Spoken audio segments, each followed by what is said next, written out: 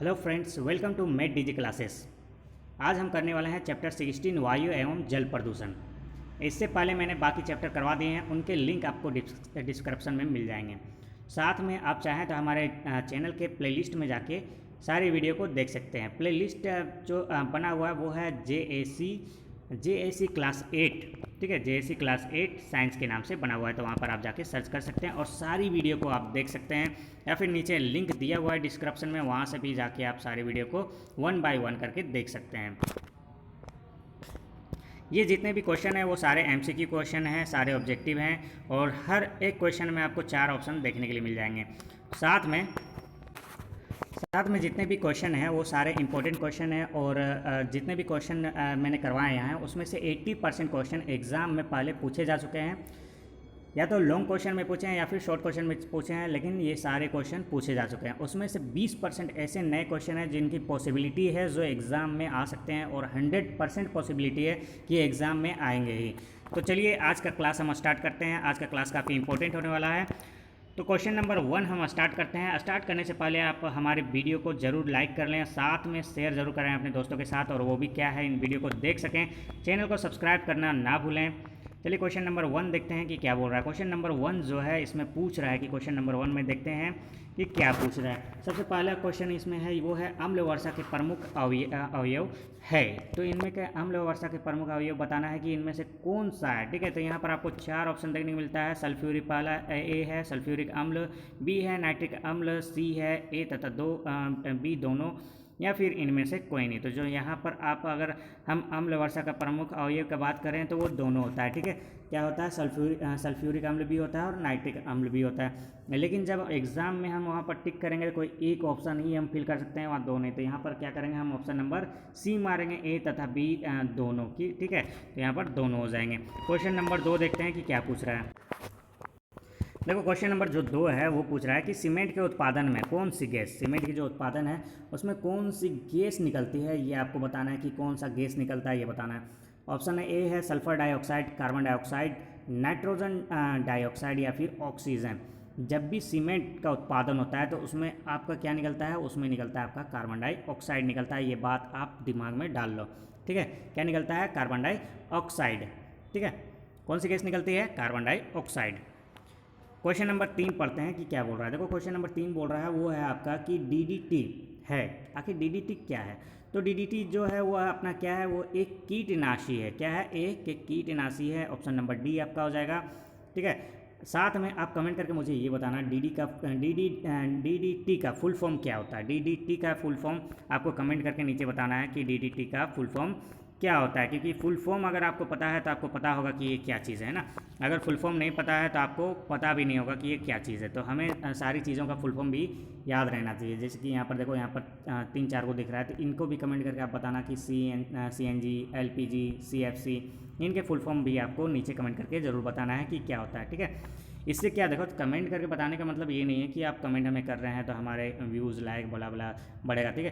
Comment करने का मतलब है कि आप जो भी चीज़ें कमेंट करेंगे साथ में आपका भी रिपीट होगा, साथ में आप क्या है, ये चीज़ें आपको ध्यान में रहेगा, दिमाग में रहेगा, और एग्ज़ाम तक आप ना भूलने की हो सकता है कि आप ना भी भूलें, है ना।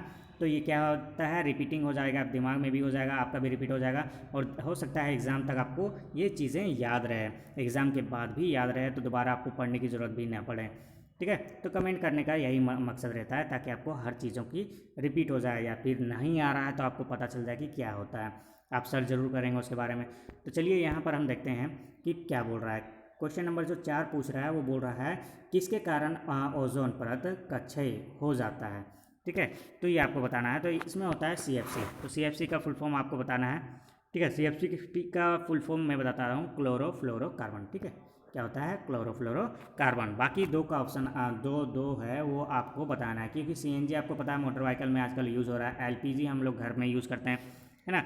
तो आपको दोनों का आपको आंसर जरूर कमेंट करके बताना है कि इनका फुल फॉर्म क्या होता है। क्वेश्चन नंबर 5 देखते हैं। चलिए क्वेश्चन नंबर 5 से पहले आप वीडियो को ज़रूर लाइक कर दें, ताकि क्या है, हमारे वीडियो में थोड़ा सा बढ़ जाए, सब्सक्रिप्शन भी बढ़ जाए, और व्यूज़ बढ़ने के कारण हो सकता है हमें आगे वीडियो भी अच्छे भी मिलने लगें। चलिए क्वेश्चन नंबर 5 पढ़ते हैं कि क्या बोल रहा है। कौन सी गैस हरित गृह प्रभाव वृद्धि के लिए जिम्मेवार है, ठीक है।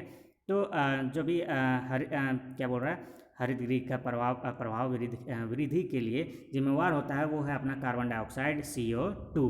ठीक है, कमेंट करके ये बताना CO का फुल फॉर्म क्या होता है। पता है, देखो CO का फुल फॉर्म में बताने वाला नहीं हूँ क्योंकि आपको कमेंट करके बताना है, लेकिन इसका जो प्रभाव होता है वो मैं बताता हूँ। ये जो है ना काफ़ी खतरनाक गैस होता है। ठीक है, जहरीला गैस होता है जो आपकी सांसों को रोक देगा। सबसे पहले क्या कर देगा, आपकी सांसों को रोक देगा और आपका दम घुट के आपकी मौत हो सकती है। तो ये काफ़ी खतरनाक गैस है, इससे बच के ही रहें। कमेंट करके ज़रूर बताना। साथ में नीचे कमेंट आप ये भी करना कि आप कहाँ से देख रहे हो। ठीक है, इस वीडियो को आप कहाँ से देख रहे हो और आपका नाम क्या है, आपका अपना नाम और प्लेस, ठीक है, जिस प्लेस से देख रहे हो, जगह से देख रहे हो, उसका भी कमेंट ज़रूर करना ताकि मुझे पता चले कि हाँ यहाँ से लोग देखते हैं। क्वेश्चन नंबर 6 देखते हैं, पौधों पर प्रभाव के लिए उत्तरदायी गैस क्या है। ठीक है, पौधों के प्रभाव के लिए उत्तरदायी गैस कौन सी है ये आपको बताना है। ऑक्सीजन है या फिर ओजोन हो या फिर हाइड्रोजन है या फिर कार्बन डाइऑक्साइड है। तो पौधों का जब भी बात आएगा, ठीक है, तो जब भी बात आती है तो वहाँ पर हम लोग क्या डालते हैं, कार्बन डाइऑक्साइड डालते हैं। क्या डालते हैं, कार्बन डाइऑक्साइड। ठीक है, क्वेश्चन नंबर 7 पढ़ते हैं कि क्या बोल रहा है। देखो क्वेश्चन नंबर 7 काफ़ी इजी है, ज़्यादा हार्ड नहीं है। तो क्वेश्चन नंबर 7 देखते हैं पढ़ के क्या बोलता है। वायुमंडल से सबसे अधिक मात्रा में पाए जाने वाले गैस क्या है। तो आप बचपन में ही पढ़ लिए होंगे कि वो कौन सा गैस है, नाइट्रोजन है। ठीक है, कितना परसेंट है, 78% नाइट्रोजन है। कमेंट करके मुझे ये बताना कि कार्बन डाइऑक्साइड कितना परसेंट है और ऑक्सीजन आपका कितना परसेंटेज है। ठीक है, कमेंट करके ज़रूर बताना। साथ में अपना नाम और किस जगह पे देख रहे हो ये ज़रूर कमेंट करना। साथ में आपको अगर इनके PDF की ज़रूरत हो तो आप हमें कमेंट कर सकते हैं, मैं आपको PDF सारी PDF प्रोवाइड कर दूंगा। क्वेश्चन नंबर 8 देखते हैं कि क्या बोल रहा है। देखो वैसे PDF की ज़रूरत नहीं पड़ेगी, आप अगर नीचे सारे कमेंट करते हैं तो आपका यहीं पर रिपीट हो जाएगा, याद हो जाएगा। दोबारा इस वीडियो को देखने की ज़रूरत भी नहीं पड़ेगी आपको।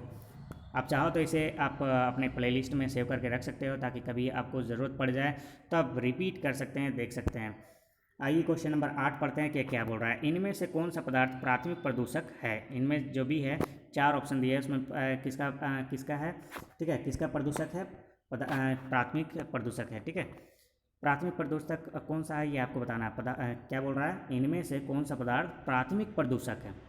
4 ऑप्शन देखने के लिए मिल जाता है, कौन कौन सा है। तो चलिए पहले हम लोग 4 ऑप्शन पढ़ते हैं कि कौन कौन सा है। कार्बन डाइऑक्साइड, ओजोन, कोहरा या सल्फर डाइऑक्साइड। ठीक है, कोहरा तो भाई कोई प्रदूषक तो है नहीं, है ना। तो लेकिन ओजोन, क्या ओजोन है, क्या सल्फर डाइऑक्साइड है। तो क्या है यहाँ पर जो भी पदार्थ है प्राथमिक प्रदूषक।